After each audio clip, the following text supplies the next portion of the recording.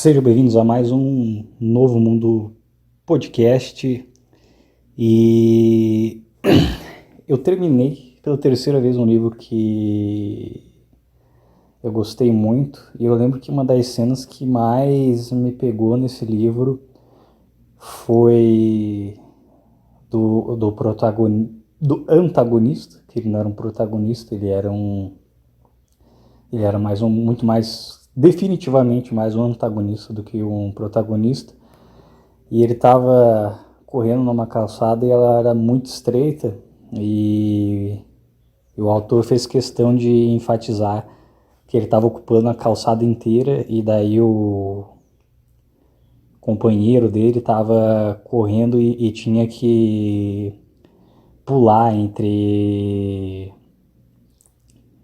as pular entre a lama, entre as coisas. Era uma calçada e no resto estava tudo suja, como se tinha uma calçada estreita e onde não tinha calçada estava tudo embarrado, e o cara estava correndo atrás dele enquanto ele estava caminhando, e o cara estava tentando convencer ele a fazer alguma coisa e ele não estava nem aí. E depois disso ele mesmo, em outro momento, tá correndo porque as coisas tinham dado errado no enredo, e tinha um cara que estava correndo atrás dele da mesma forma que ele estava correndo atrás do antagonista do livro, e ele percebeu isso, ficou muito puto. E isso aí acontece em Os Demônios, do Dostoiévski, né? E o cara que era o antagonista era eu já falei dele aqui eu já falei dele justamente que eu já estava relendo o livro e eu terminei, e é impressionante, e é o Stavrogin, e é impressionante como das 3 vezes que eu li o livro, nas 3 me deixou uma impressão forte, sabe? Porque eu achava assim, que depois, sei lá, eu já li, então eu vou ler de novo. E sei lá, né, não vou me afetar tanto, não que eu vou me afetar, mas não vai me causar um impacto tão grande, porque eu já sei o que vai acontecer. Só que no caso desse livro, cada vez que eu leio ele de novo,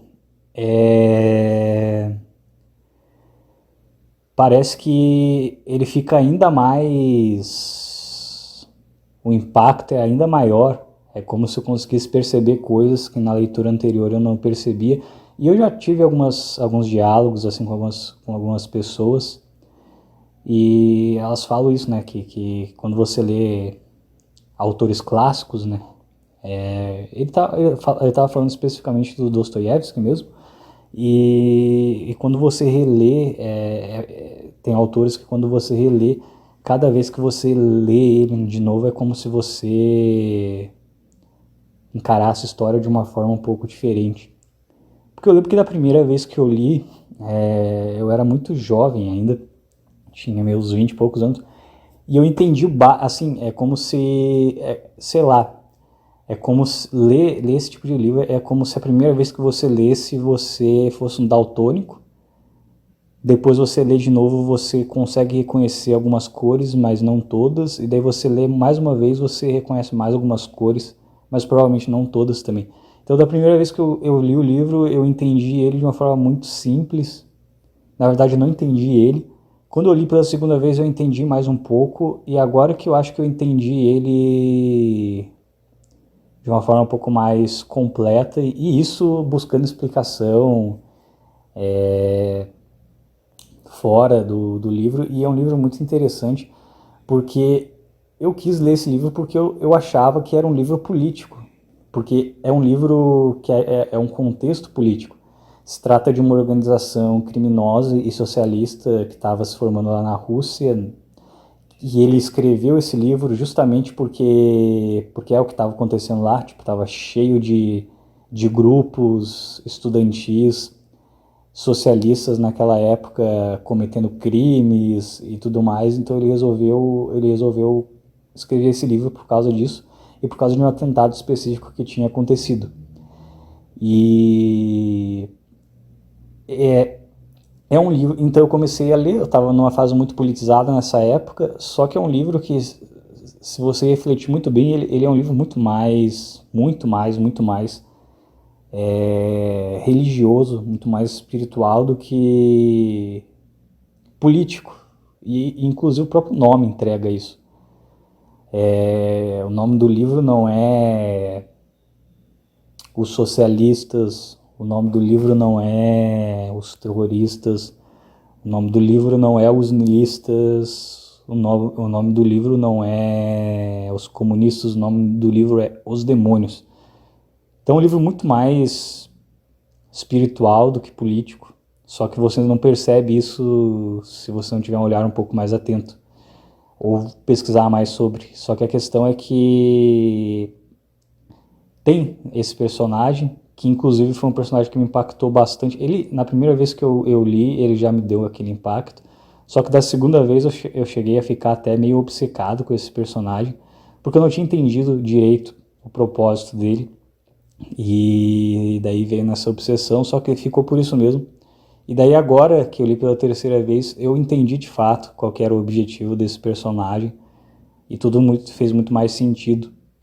Porque, na verdade, e quando caiu essa ficha, fez muito mais sentido para mim.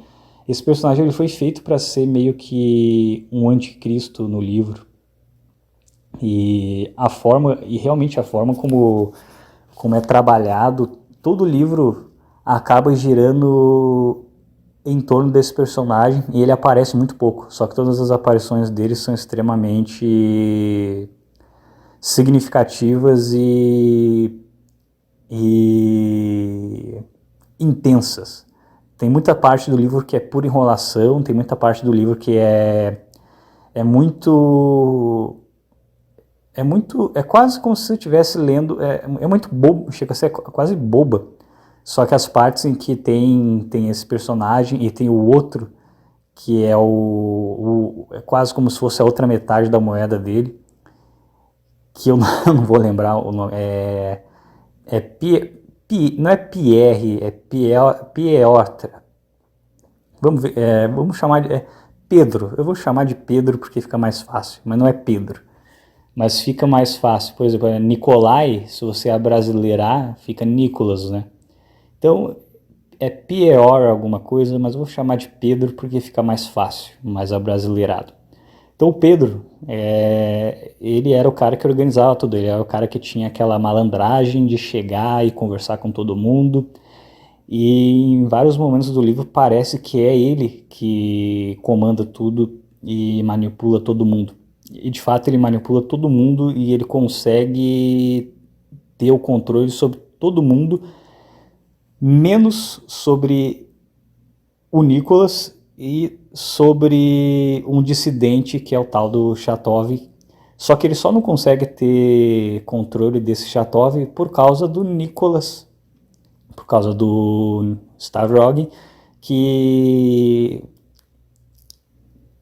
vai lá e bota... E aí que é interessante. Quando você vê o livro pela primeira vez, quando eu li o livro pela primeira vez, eu não tô, talvez no sinal mas quando eu li pela primeira vez, eu vi tudo com uma bagunça política e tinham várias ideias, e era uma gororoba de ideias, e no final tem aquele plot aterrador, só que meio que você fica com uma sensação, eu fiquei com a sensação, eu não entendi direito. Aí da segunda vez que eu li, eu entendi um pouco mais, mas mesmo assim eu fiquei sem entender. Aí da terceira vez eu já compreendi mais ou menos qual que era a ideia real do livro, e eu consegui absorver melhor. Porque é o seguinte, tem 4 personagens que realmente têm peso no livro, né? Você tem esse Pedro, que é o cara que está comandando o grupo terrorista e socialista na cidade. Você tem o Stavrogin, que é meio que a figura mais sombria e misteriosa do livro. Você tem o Chatov, que é o cara cristão que não é cristão, mas ele acredita na necessidade do cristianismo. Seria como os tradicons dos dias de hoje, que às vezes o cara nem acredita em Deus de verdade, mas ele acredita naquela que a sociedade tem que ser conservadora e justa. Meio que seria o Chatov daquela época. E você tem o Kirillov, que ele tem uma ideia esquisita de que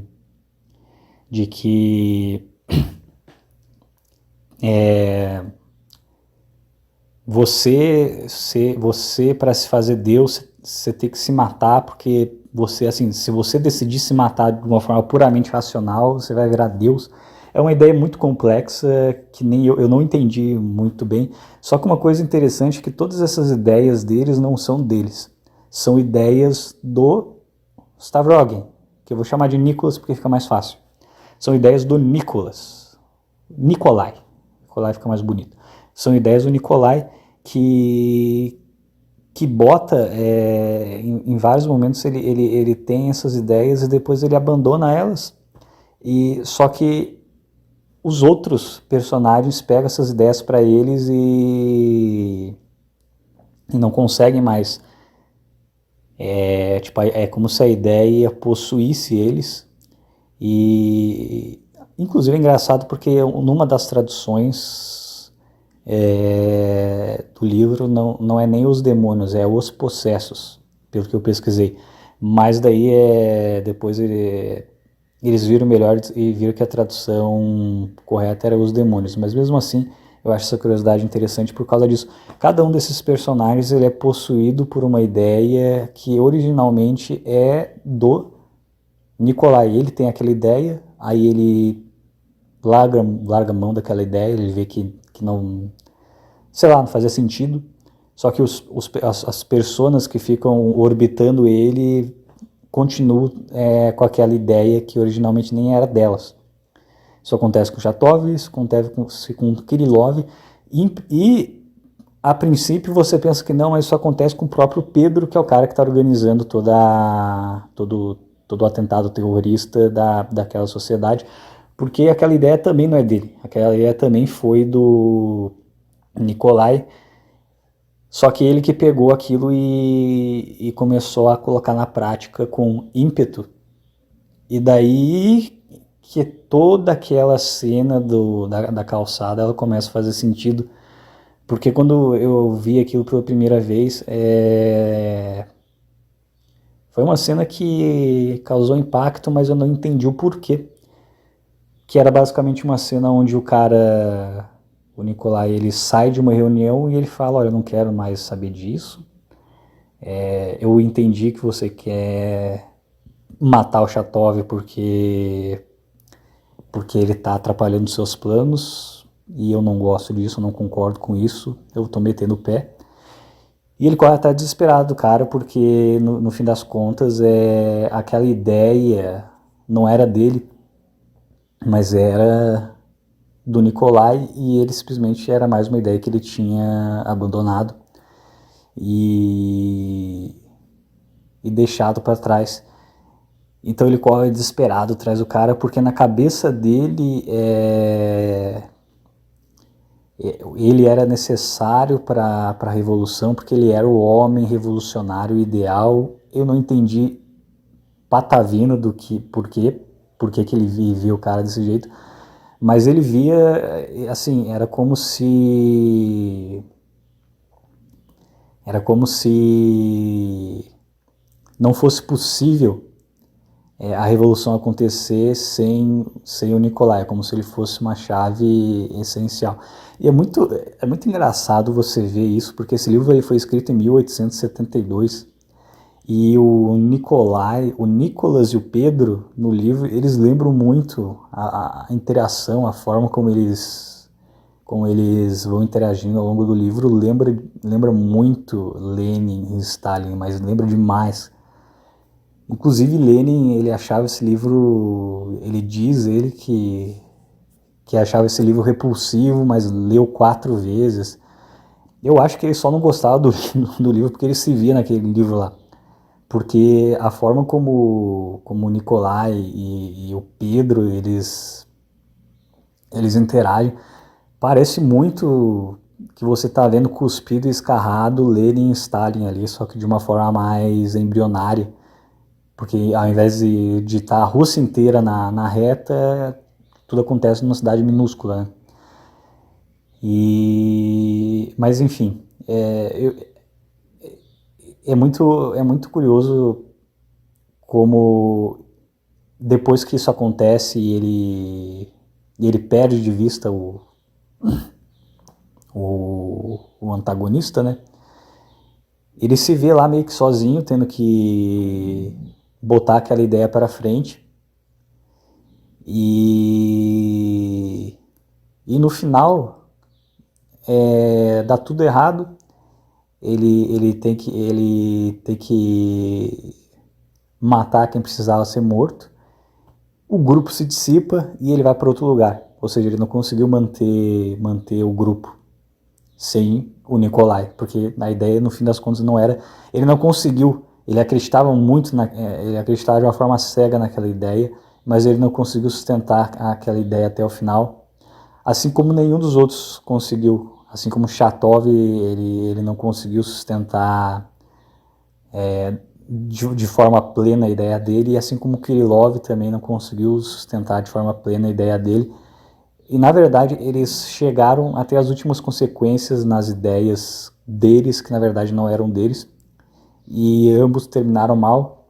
E ele, o Pedro, ele não terminou tão mal porque ele saiu vivo do livro, mas ao mesmo tempo ele não sustentou a ideia, né? Ele não conseguiu colocar o plano em prática da forma como ele queria, porque a ideia não era dele, ele só pegou ela com uma ideia de estimação, ele só foi possuído pela ideia, vamos colocar assim. E isso acho que isso fica muito claro, né, nessa cena da calçada estreita, que ela acontece duas vezes só. Uma vez ela acontece quando ele está correndo desesperado atrás do Nikolai, que é o cara que realmente criou a ideia, e da outra vez quando ele está caminhando por essa calçada e um dos caras que faz parte do grupo que ele está organizando está correndo atrás dele, está perguntando, está questionando, só que ele está na calçada e o cara está correndo pela estrada embarrada porque ele está ocupando a calçada inteira, e ele mesmo percebe a semelhança, né, dele fazendo aquilo e agora ele sendo o ponto central, né, ele sendo o orbitado, e daí ele fica com uma raiva enorme. E eu acho que isso acontece porque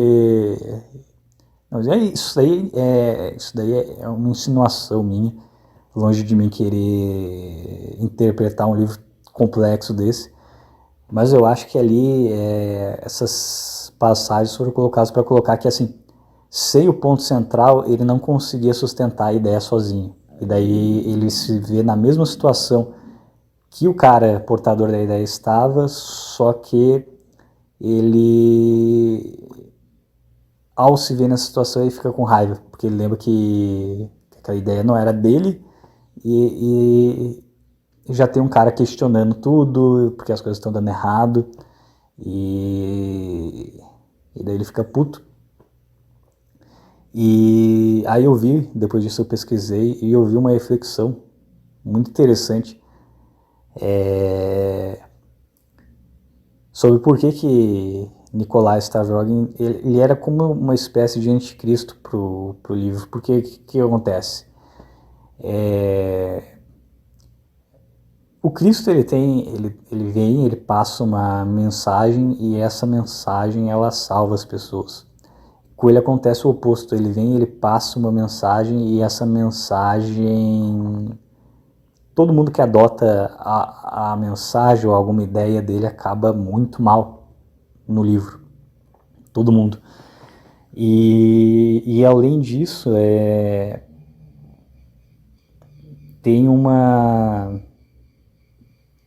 questão que estava escrito lá que assim, enquanto Cristo ele abdica da vontade dele para um bem maior, ele, o antagonista, ele leva a vontade dele até o último segundo. Tudo que ele faz é pura e simplesmente para autoafirmar o próprio arbítrio dele, a própria livre vontade dele. Então tem várias coisas que ele faz, inclusive até a confissão final dele, tudo que ele faz é pura e simplesmente para ele afirmar o arbítrio dele. Então ele resolve, por exemplo, morder a orelha de um parente idoso, ele resolve enfrentar um cara num duelo, sendo que não havia necessidade, pura e simplesmente, enfim, ele resolve meio que, entre aspas, estragar a própria vida só para mostrar que ele pode fazer aquilo, só para colocar, por exemplo, você tem a sua vida e ela está seguindo um modo linear. Você sabe que se você, por exemplo, entre aspas, fizer o seu dever de casa direitinho, as coisas vão dar certo. Tipo, só você estudar, trabalhar, se exercitar e as coisas vão dar certo. Aí você resolve fazer tudo errado, mas não por inconsequência ou por vício, mas de uma forma plenamente racional para simplesmente não. Tá bom, eu sei que se eu fizesse tudo certo, tudo iria dar certo, mas eu não me sinto livre assim. Então eu vou fazer coisas erradas pelo simples prazer de exercer o meu livre-arbítrio e mostrar que que eu tenho a minha livre vontade. E ele segue isso até as últimas consequências e ele mesmo não consegue lidar com isso. E mesmo assim segue nesse caminho até as últimas consequências.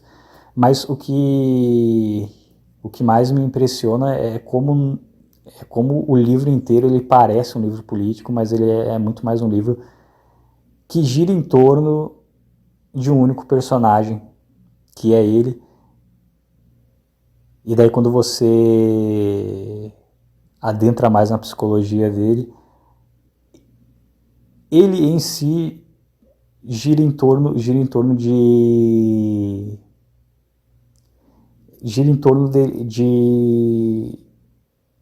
uma crença no mal sem acreditar no bem.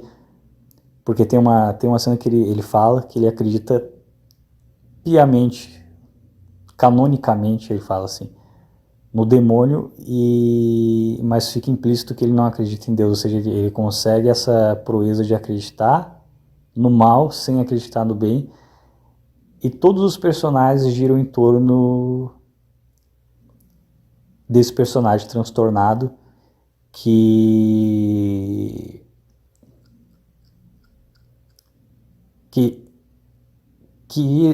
leva isso até as últimas consequências e não termina bem, e quem adota as ideias dele acaba não terminando bem também. E, enfim, demorou uns 7 anos para mais ou menos conseguir tirar uma conclusão desse livro. E, enfim, é isso. Eu acho que foi uma conclusão muito confusa. Vai ser um podcast meio estranho, meio pequeno, meio confuso, mas enfim, eu tentei deixar de uma forma mais, como é que eu posso dizer, sem dar muito detalhe, sem dar muito spoiler, porque às vezes você quer ler e eu não quero ficar dando spoiler também, eu não quero. Mas é isso, basicamente. Eu tentei fazer uma análise do livro, mas eu não sou intelectual, então acho que vai ficar um negócio bem tosco. Mas de qualquer forma, foi mais um treinamento e uma forma de eu tentar tirar uma conclusão desse livro que, por algum motivo, me impactou bastante. E me deixou bem, até perturbado um pouco, mas mesmo assim, na minha opinião, é o melhor livro dele. É melhor até do que Memórias do Subsolo, que para mim também é um livro bom. Mas é isso. Eu vou parar um pouco de ficar falando de livro aqui, porque falar de livro acho que é um assunto bem chato, né? Eu sinto que é um assunto meio chato, é uma coisa que você lê, você entende e você guarda para você, daí você aplica na sua vida. Mas falar sobre, eu não sei, não dá certo, não dá, não tem vibe, entendeu? Mas enfim, talvez eu não seja, eu só não seja uma pessoa preparada para fazer uma análise direito e por isso que fique maçante. Mas é isso, foi uma tentativa que eu tentei. A tentativa que eu tentei é foda. Foi uma tentativa de tentar fazer análise, porque acho que de todos os livros que eu li foi o que mais eu achei complexo, difícil de entender, mas ao mesmo tempo eu achei impactante. E é isso. Talvez. Não sei. Mas é isso. Até a próxima.